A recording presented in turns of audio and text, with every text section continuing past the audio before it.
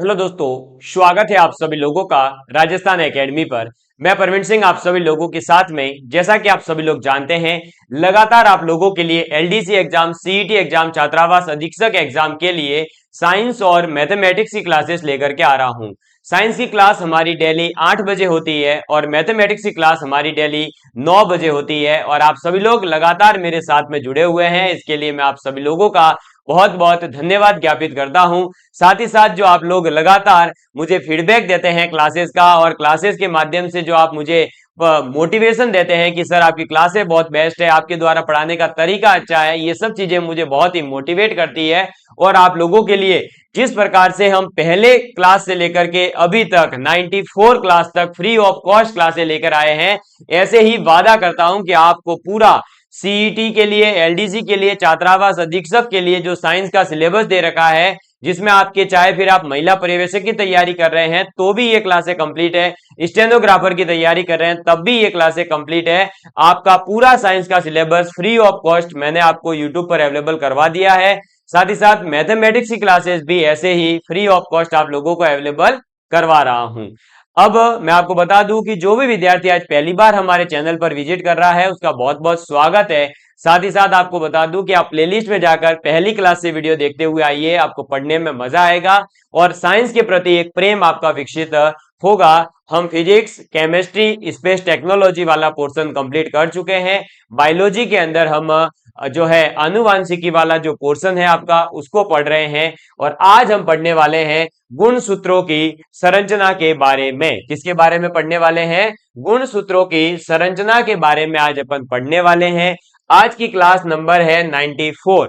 इससे पहले की संपूर्ण क्लासेस हमारे यूट्यूब चैनल पर प्लेलिस्ट में मिल जाएगी आपको। ठीक है, चलिए। साथ ही साथ जैसा कि आप लोगों को पता है, एलडीसी एग्जाम के लिए हमारे द्वारा एक ऑलरेडी पुस्तक जो है प्रकाशित की जा चुकी है, जो मार्केट के अंदर अवेलेबल है। काफी ज्यादा विद्यार्थियों ने इसे खरीद लिया है और अभी तक की ये बेस्ट सेलिंग पुस्तक बन चुकी है। और इस पुस्तक के अंदर हमारे प्यारे गौरव सिंह घाणेराव सर भी हैं, इसके साथ में मैं हूं, इसके अलावा रोहित नामा सर, नीतू रस्तोगी मैम, पुष्पेंद्र कसाना वगैरह सर ने मिलकर के बहुत शानदार पुस्तक जो है ये आप लोगों के लिए तैयार की है। बहुत ही अच्छी गाइड है, आप ले सकते हैं। इसमें साइंस का पोर्शन मैंने पूरा बहुत ही बेस्ट देने का प्रयास किया है। चलिए, अब हम जो है आज गुण सूत्रों की संरचना के बारे में बात करेंगे और आज अपन समझेंगे कि गुण सूत्र होते क्या हैं, इनकी संरचना के अंदर कौन कौन से इसके भाग आते हैं। पूरा ये मान के चलिए कि गुण सूत्र आप इतना डिटेल में पढ़ने वाले हो कि अगर आप नीट का पेपर भी देते तो इतने ज्यादा डिटेल में आपको जो है क्वेश्चन नहीं पूछते। चलिए, तो अब आप हेडिंग डालेंगे गुण सूत्रों की संरचना। हेडिंग क्या डालेंगे? गुण सूत्रों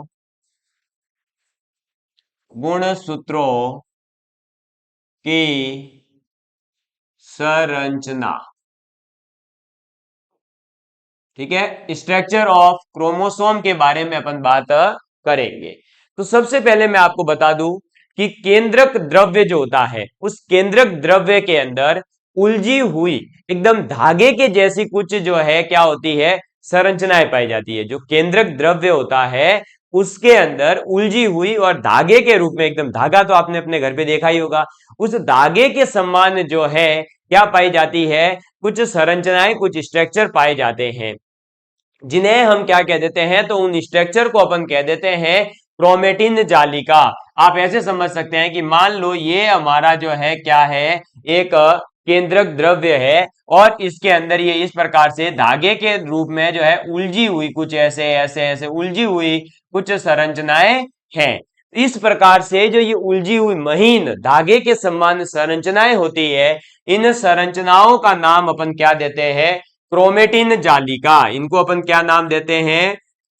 क्रोमेटिन जालिका इनको नाम देते हैं। ठीक है, ये जो क्रोमेटिन जालिका है, ये क्रोमेटिन की जालिका जो होती है, ये आपके कोशिका विभाजन के समय, जब आपका कोशिकाओं का विभाजन होता है, यानी कि सेल डिवीजन होता है। अब ये चीजें आप तब पढ़ते जब आपको कोशिका आपके पाठ्यक्रम में होता, लेकिन हमारे पाठ्यक्रम में कोशिका नहीं है, इसलिए कोशिका विभाजन कैसे होता है, कितने प्रकार का होता है, वो हमें नहीं पढ़ना है।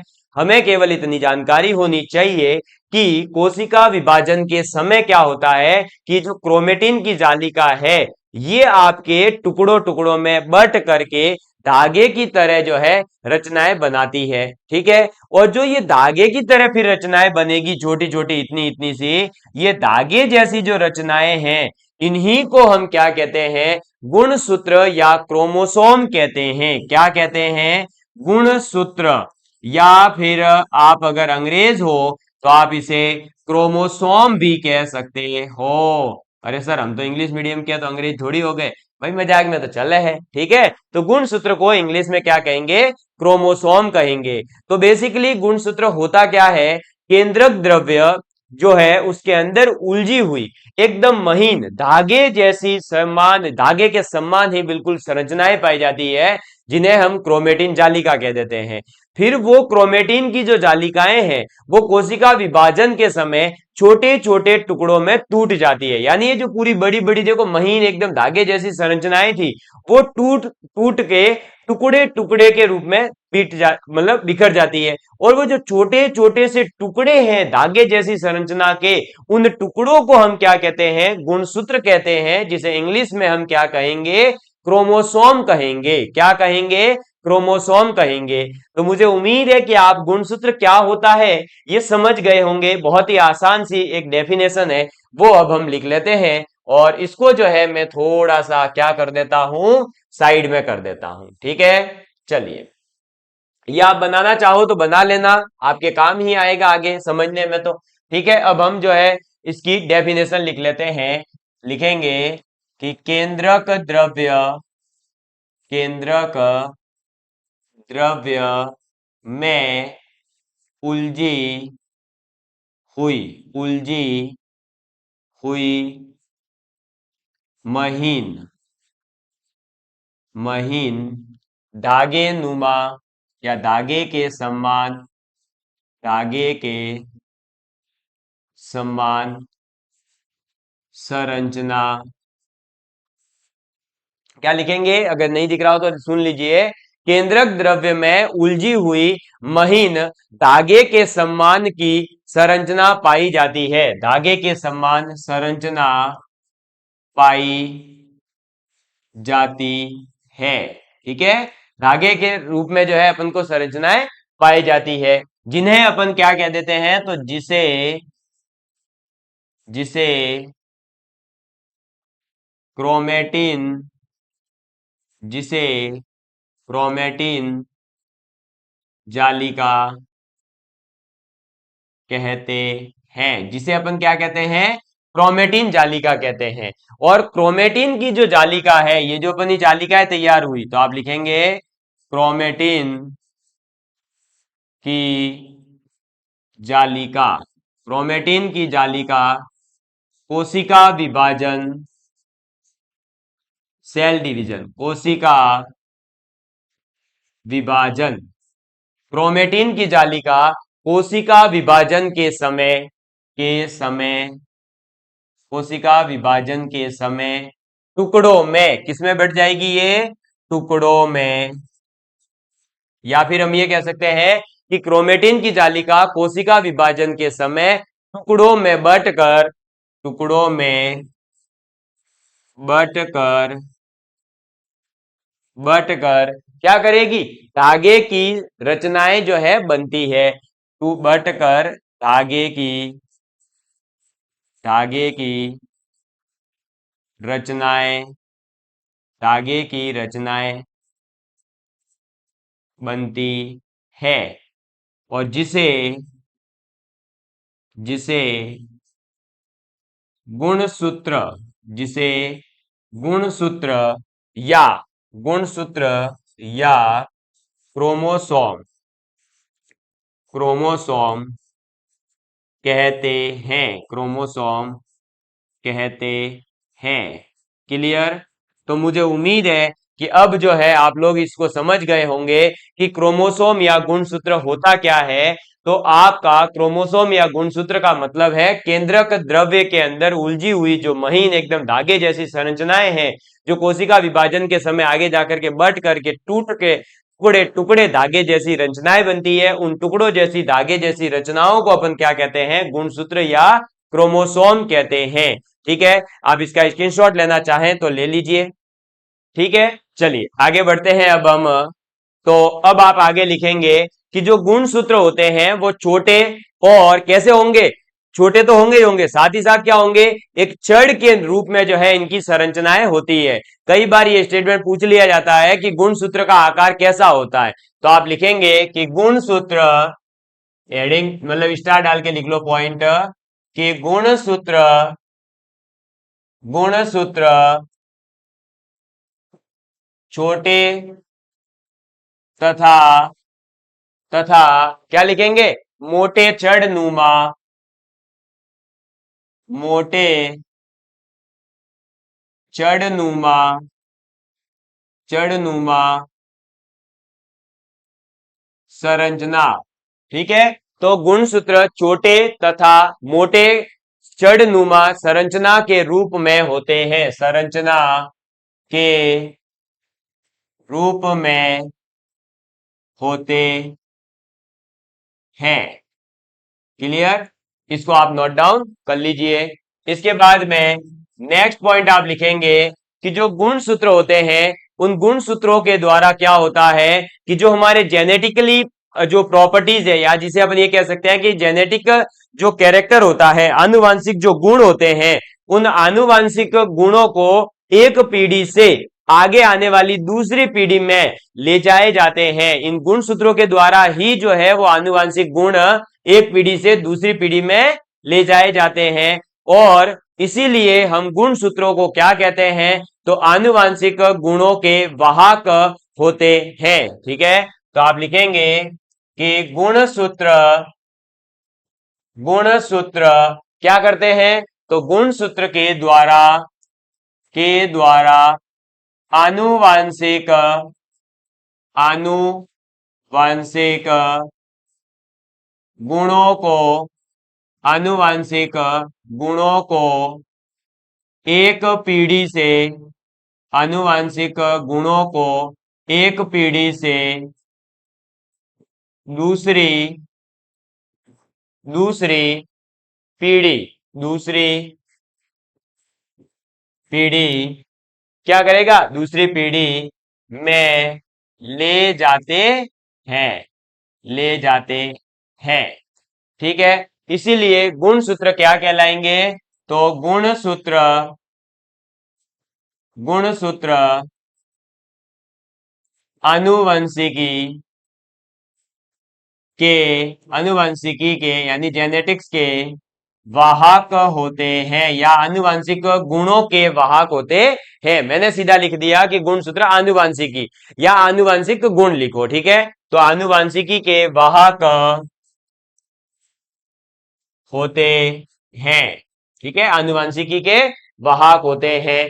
इसके बाद में नेक्स्ट आपसे यह भी पूछा जाता है कि गुणसूत्र का जो निर्माण होता है वो किससे होता है, यानी गुणसूत्र बनते किससे हैं, गुणसूत्र बनते किससे हैं, तो गुणसूत्रों का जो निर्माण है वो डीएनए और साथ ही साथ जो प्रोटीन होता है उसके अणुओं से होता है। किससे होता है, तो गुणसूत्रों का निर्माण आपके डीएनए और जो प्रोटीन के अणु हैं उनके द्वारा होता है। तो नेक्स्ट पॉइंट आप लिखेंगे कि गुणसूत्र का निर्माण, नेक्स्ट पॉइंट क्या लिखेंगे, गुणसूत्र का निर्माण, का निर्माण, गुणसूत्र का निर्माण डीएनए। ठीक है, डीएनए क्या होता है, आरएनए क्या होता है, इसकी पूरी विस्तृत एकदम चर्चा जो है अपन आगे करने वाले हैं, तो उनके बारे में अपन डिटेल में आगे बात कर लेंगे। डीएनए तथा प्रोटीन, डीएनए तथा प्रोटीन अणुओं द्वारा होता है, प्रोटीन अणुओं द्वारा होता है, अणुओं द्वारा होता है।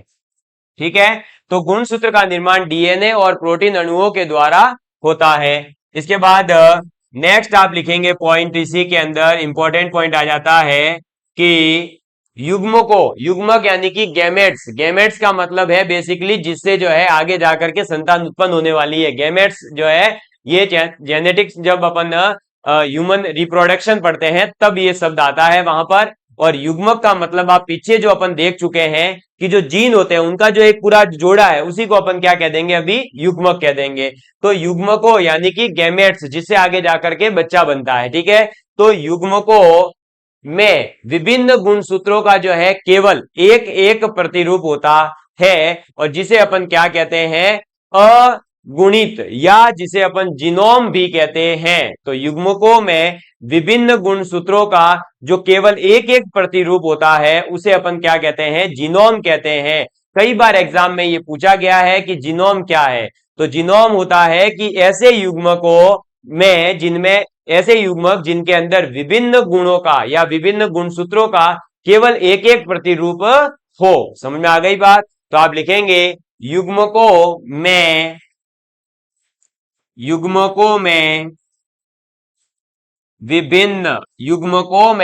विभिन्न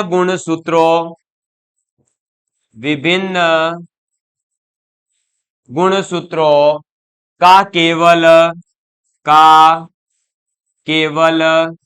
एक एक केवल एक एक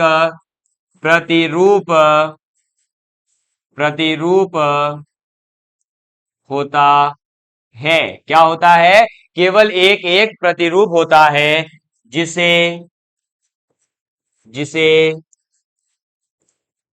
अगुणित जिसे अगुणित या फिर अपन जीनोम कहते हैं, ठीक है। अगुणित या जीनोम कहते हैं।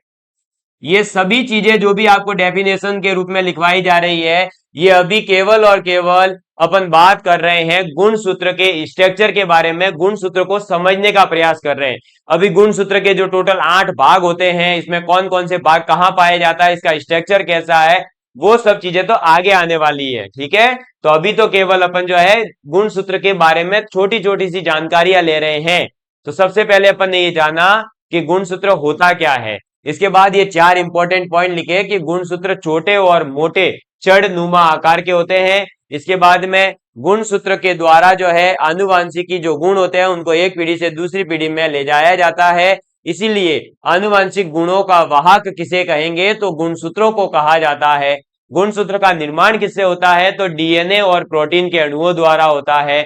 और युग्मकों में विभिन्न गुणसूत्रों का केवल एक एक प्रतिरूप पाया जाता है, और जिसे अपन अगुणित या फिर जीनोम कहते हैं, ठीक है। चलिए इसको एक बार आप जो है नोट डाउन कर लीजिए जल्दी से। तो आपने इसको नोट डाउन कर लिया होगा या स्क्रीनशॉट ले लिया होगा।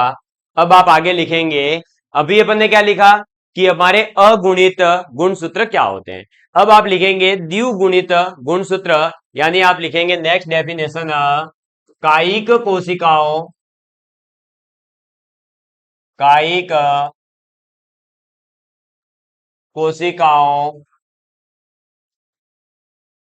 नेक्स्ट आप क्या लिखेंगे, कायिक कोशिकाओं में इस तरह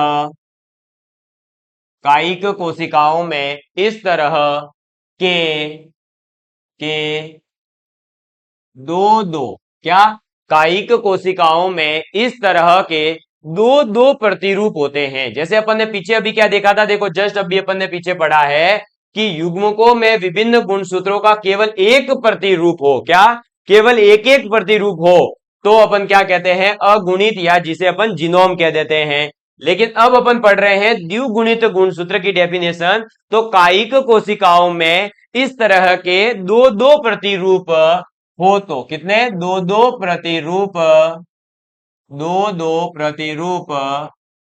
हो, तो कितने प्रतिरूप हो, तो दो दो प्रतिरूप हो, तो या होते हैं, जिसे दो दो प्रतिरूप होते हैं जिसे जिसे अपन क्या कहते हैं, द्विगुणित गुणसूत्र कहते हैं। द्विगुणित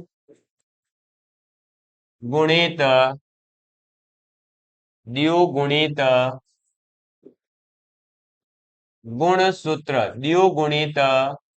गुणसूत्र कहते है। ठीक है, द्विगुणित गुणसूत्र कहते हैं। ये तो अभी तक जो आपने लिखा है ये आपने केवल गुणसूत्र के बारे में जाना है कि गुणसूत्र होता क्या है, और गुणसूत्रों के बारे में अगुणित गुणसूत्र या जीनोम किसे कहेंगे अपना, और द्विगुणित गुणसूत्र किसे कहेंगे। अब आप आगे लिखेंगे गुणसूत्र के बारे में, पूरा जो इसका स्ट्रक्चर है यानी ये कितने भागों से मिलकर बना है और इसके अंदर कौन कौन से भाग आ जाते हैं उसके बारे में। तो आप लिखेंगे गुणसूत्र, गुणसूत्र के भाग। किसकी बात करेंगे? गुणसूत्र के भाग की बात अपन करेंगे, यानी इसके पार्ट्स ऑफ क्रोमोसोम की बात करेंगे। तो गुणसूत्र के मुख्यतः 8 भाग हैं। कितने भाग हैं? तो गुणसूत्र के मुख्यतः 8 भाग है। कितने भाग है? 8 भाग हैं। तो एक गुणसूत्र में टोटल 8 भाग होते हैं। अब वो कौन कौन से भाग होते हैं ये भी क्वेश्चन एग्जाम के अंदर आपसे पूछा जा सकता है। तो सबसे पहले आप जो है इन 8 भागों का नाम लिख लीजिए, उसके बाद में इन 8 भागों के बारे में अपन बात करेंगे। तो सबसे पहले आप लिखेंगे क्या? तो आपका पहला ही नाम आ जाता है सेंट्रोमियर, या जिसे अपन किनेटोकोर कहते हैं। क्या? सेंट्रोमियर या किनेटोकोर। ठीक है, तो आप लिखेंगे सेंट्रोमियर। क्या? सेंट्रोमियर, या सेंट्रोमियर की जगह आप इसे किनेटोकोर भी कह सकते हो। क्या? किनेटोकोर। अब ये थोड़ा सा बायोलॉजी वाला पोर्शन है, तो जो कुछ विद्यार्थी है जैसे जो मैथ से होंगे या कुछ आर्ट्स सब्जेक्ट से होंगे, कुछ कॉमर्स से होंगे, कोई एग्रीकल्चर से होगा, तो उनके लिए थोड़ी सी कठिनाई हो सकती है। इसीलिए मैं इस चीज को बहुत आसान से समझाने वाला हूं और एकदम धीरे धीरे अपने लिखने वाले हैं। ठीक है, नोट्स बनाएंगे तो आसानी से सब समझ आएगा। गुणसूत्र के कितने भाग हैं? 8 भाग हैं। उसमें पहला भाग कौन सा है? सेंट्रोमियर, या जिसे अपन कहते हैं किनेटोकोर, या इसी को अपन जो है प्रथम संकुचन भी कहते हैं। क्या कहते हैं? प्रथम संकुचन भी कहते हैं। इसके बाद में आ जाता है क्रोमेटिड्स। क्या? क्रोमे, क्या कह देंगे? तो क्रोमेटिड्स कहते हैं। क्या ले देंगे? दूसरा नाम आता है क्रोमेटिड्स। क्लियर? इसके बाद में क्रोमेटिड्स के बाद में नेक्स्ट आ जाएगा क्रोमेटिन। नेक्स्ट भाग कौन सा आ जाएगा? क्रोमेटिन। लिखिए, तीसरा भाग हो जाएगा आपका क्रोमेटिन। क्रोमेटिन के बाद में देखो सिनेटोमियर या सेंट्रोमियर जिसे, या किनेटोकोर, या इसी को अपन कहते हैं प्राथमिक संकुचन। उसके बाद आ जाएगा क्रोमेटिड्स, उसके बाद आ जाएगा क्रोमेटिन, और इसके बाद आ जाता है सेकेंडरी कंप्रेशन, या जिसे अपन कहते हैं द्वितीयक, द्वितीयक सकुंचन। क्या कहते हैं? द्वितीयक सकुंचन कहते हैं। ठीक है, चलिए, द्वितीयक सकुंचन। द्वितीयक सकुंचन के बाद में आ जाता है टेलोमेर। क्या आ जाता है? टेलोमेर। ठीक है, टेलोमेर के बाद में आ जाता है नेक्स्ट आपका क्रोमोमेरे। क्या आ जाता है? क्रोमोमेरे। ये इसके भाग है भाई, है ना, ये इतने भागों से मिलकर बना है। तो ये आ गया टेलोमेर, इसके बाद में क्रोमोमेर, और इसके बाद में क्रोमोनीमा। क्या आ जाएगा? क्रोमोनीमा। ठीक है, क्या आ जाएगा नेक्स्ट आपके पास में? क्रोमोनीमा। और क्रोमोनीमा के लास्ट में बाद में आ जाता है मैट्रिक्स। अरे सर गणित वाला मैट्रिक्स? क्या नहीं भाई, ये बायो वाला मैट्रिक्स है। ठीक है, ये है टोटल अपने पास में 8 भाग।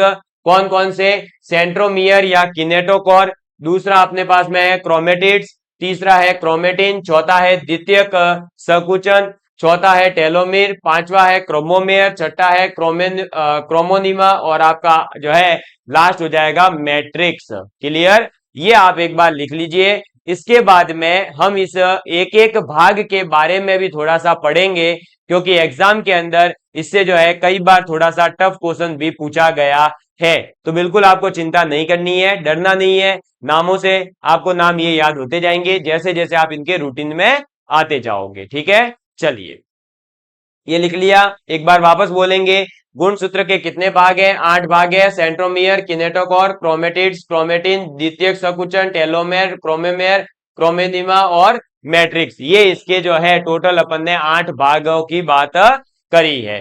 अब अपन बात करते हैं आगे। तो नेक्स्ट हमारे पास में आ जाता है क्या, तो हमारे पास में आ जाता है हमारा, तो अब हमारे पास में क्या आ जाएगा, पहला सेंट्रोमियर के बारे में थोड़ी सी जानकारी लेते हैं। तो लिखेंगे सेंट्रोमियर। अब ये सेंट्रोमियर क्या होता है, तो सेंट्रोमियर जो है ये आपके केंद्र में प्राथमिक संकुचन है, जिसे अपन क्या कहेंगे, स्पिंडल फाइबर जुड़े रहते हैं। इससे क्या है, तो ये जो सेंट्रोमियर है ये आपके केंद्रक के अंदर, जो सेंटर होता है उसके अंदर प्राथमिक संकुचन है, प्राथमिक संकुचन है। और जिससे क्या होता है कि स्पिंडल जो आपके फाइबर होते हैं वो जुड़े रहते हैं। और जो ये सेंट्रोमियर है इसका कार्य पूछ लिया जाता है कई बार। तो सेंट्रोमियर का कार्य होता है कि जब कोशिका विभाजन होगा, जब सेल डिवीजन होगा, उस समय पर जो एनाफेज होता है, उस एनाफेज चरण के अंदर जो हमारे गुणसूत्र होते हैं, उन गुणसूत्रों की जो गति होती है, उस गति को ये सक्षम करता है, यानी उनको गति प्रदान करने का कार्य करता है। तो सेंट्रोमियर या जिसे किनेटोकोर कहते हैं उसके बारे में लिखेंगे कि यह केंद्रक में, यह केंद्र में, यह केंद्र में प्राथमिक संकुचन है। प्राथमिक, यह प्राथमिक संकुचन है। क्या है, प्राथमिक संकुचन है, जिससे जिससे स्पिंडल, जिससे स्पिंडल फाइबर जुड़े होते हैं। स्पिंडल फाइबर जुड़े होते हैं। ठीक है, स्पिंडल फाइबर जो है वो इससे जुड़े होते हैं। और इसका कार्य क्या है, तो आप लिखेंगे कि इसका कार्य, इसका कार्य कोशिका विभाजन, इसका कार्य कोशिका विभाजन, कोशिका विभाजन के एनाफेज चरण, कौन सा चरण, कोशिका विभाजन के एनाफेज, एनाफेज चरण, कोशिका विभाजन के एनाफेज चरण, एनाफेज चरण के दौरान, एनाफेज चरण के दौरान, दौरान ये क्या करता है, तो गुणसूत्र की, गुणसूत्र की, गुणसूत्र की गति को, गति को सक्षम करता है। क्या करता है, उसकी गति को सक्षम करता है। इसके बाद में ये जो है ना, देखो आपने यहाँ एक वर्ड लिखा है कि जिससे स्पिंडल फाइबर जुड़ा होता है। इस स्पिंडल फाइबर को ही आप जो है क्रोमेटिड भी कह सकते हो। तो ये जो हमारा सेंट्रोमियर या जो किनेटोकोर है ये आपके प्राथमिक संकुचन होता है, और इसी से आगे क्या जुड़ा रहता है, तो गुणसूत्र का दूसरा भाग जो क्रोमेटिड है वो इसी से जुड़ा होता है। स्पिंडल फाइबर का मतलब भी क्रोमेटिड ही होता है। ये थोड़ा सा याद रख लेना। कोई लिखना चाहे तो साइड में अपने कॉपी में लिख लो, मैं नहीं लिखवा रहा। आगे लिखो क्रोमेटिड। किसकी बात करेंगे नेक्स्ट, अपन क्रोमेटिड की बात करते हैं। तो ये क्रोमेटिड क्या होता है, देखो सेंट्रोमियर की बात हो गई, अब अपन बात करेंगे क्रोमेटिड की। तो बेसिकली क्रोमेटिड का मतलब है कि जब कोशिका विभाजन होता है, क्या होता है मेरे प्यारे दोस्तों, कोशिकाओं का जब विभाजन हो रहा होता है, तो कोशिका विभाजन के दौरान क्या होगा कि एक गुणसूत्र जो है वो तो एक सेंट्रोमियर से जुड़े हुए होते हैं, और दो समान आधे भागों में फिर जो है आगे जाकर के ये विभाजित हो जाता है। क्या होता है, तो कोशिका विभाजन के दौरान एक गुणसूत्र एक सेंट्रोमियर से जुड़े हुए दो समान धागे या आधे भागों में जो है ये विभाजित हो जाता है। और क्रोमोसोम का जो प्रत्येक आधा भाग है वो फिर एक आगे जाकर के वापस से किससे जुड़ेगा, क्रोमेटिड से जुड़ता है और प्रत्येक क्रोमेटिड के अंदर डीएनए होता है। प्रत्येक क्रोमेटिड के अंदर क्या होगा? डीएनए होता है। और एनाफेज जो है वो आपका एनाफेज चरण जब आता है वहां पर अलग होकर के क्या करता है? एक अलग से अपना गुणसूत्र बनता है और दोनों क्रोमेटिड जो है फिर आखिर में जाकर क्या करेंगे? सेंट्रोमियर के द्वारा एक दूसरे से जुड़ जाते हैं। तो इस प्रकार से ये जो है छोटी से छोटी संरचनाएं मिलकर के आपका बड़ा एक गुणसूत्र का निर्माण करते हैं। तो गुणसूत्र के भाग जो 8 है उसमें दूसरे भाग की अपन बात कर रहे हैं क्रोमेटिड की। तो इसके अंदर आप लिखेंगे कि कोशिका विभाजन के दौरान, अब ये थोड़ा सा भाई टफ है, इसमें मैं कुछ नहीं कर सकता, ये बायोलॉजी है, तो इसको आपको जितने आसान शब्दों में हो सकता है मैं समझाने का प्रयास कर रहा हूं। बाकी जो लिखवा रहा हूं वो याद कर लेना, आपका काम हो जाएगा। तो लिखेंगे कोशिका विभाजन के दौरान,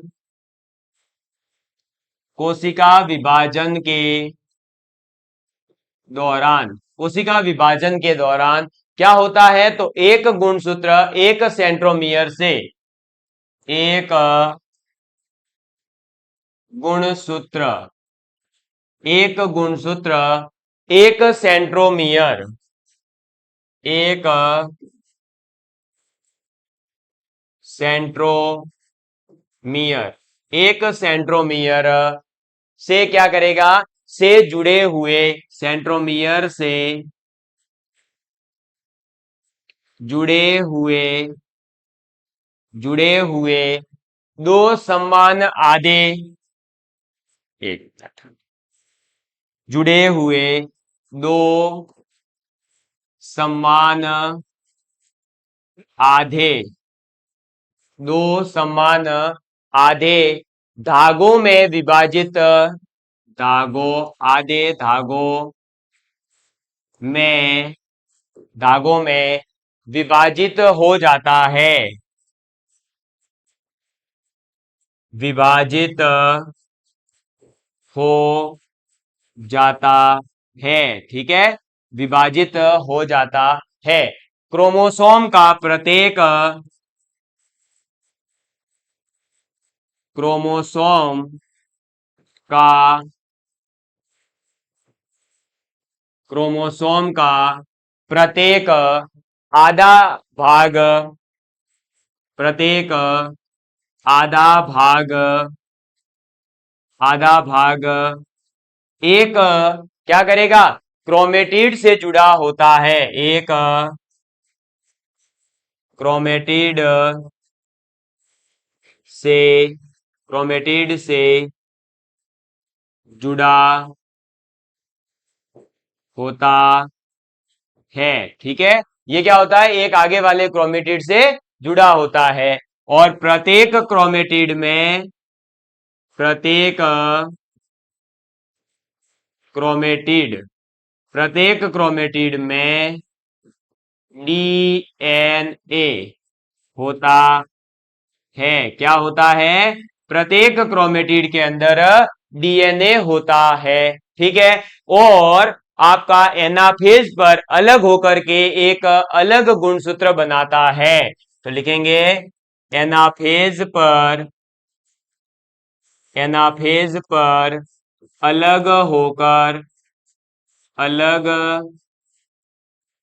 होकर, अलग होकर, होकर अलग गुणसूत्र, अलग गुणसूत्र, अलग गुणसूत्र बनाता है। क्या करता है? अलग से गुणसूत्र बनाता है। समझ में आ गई बात? अलग से क्या करेगा? गुणसूत्र को बनाता है। और दोनों जो क्रोमेटिड है वो फिर एक सेंट्रोमियर के द्वारा ही एक दूसरे से जुड़े होते हैं। ये चीज भी आप आगे लिख ले हुए, क्योंकि ये छोटे छोटे से ऐसे पॉइंट है जो सीधे सीधे स्टेटमेंट के रूप में आपसे एग्जाम में पूछे जा सकते हैं। तो लिखेंगे कि दोनों क्रोमेटिड, दोनों क्रोमेटिड जो है, दोनों क्रोमेटिड सेंट्रोमियर, दोनों क्रोमेटिड सेंट्रोमियर द्वारा द्वारा एक दूसरे से जुड़े रहते हैं। ठीक है, एक दूसरे से जुड़े रहते हैं। तो दोनों जो क्रोमेटिड है वो किससे जुड़े रहते हैं? एक सेंट्रोमियर की हेल्प से आपस में जुड़े रहते हैं। क्लियर? तो आज के लिए अपन इतना ही पढ़ेंगे। आज केवल गुणसूत्र के दो भागों की अपन ने बात करी है, सेंट्रोमियर या किनेटोकोर, और दूसरा है आपका क्रोमेटिड। क्रोमेटिन, द्वितीयक संकुचन, टेलोमेर, आपका क्रोमिनोमा, क्रोमोमेरस, इनके बारे में अपन अगली क्लास के अंदर बात करेंगे।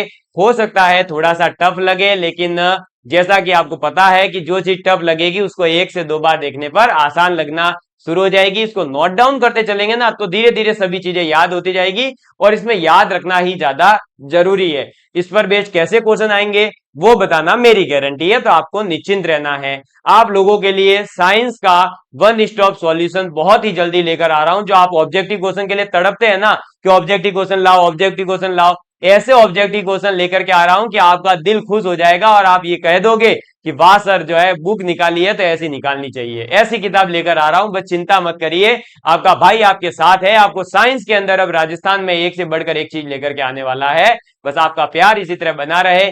Love you all of you, please take care and please share with your friends. जय हिंद, जय भारत।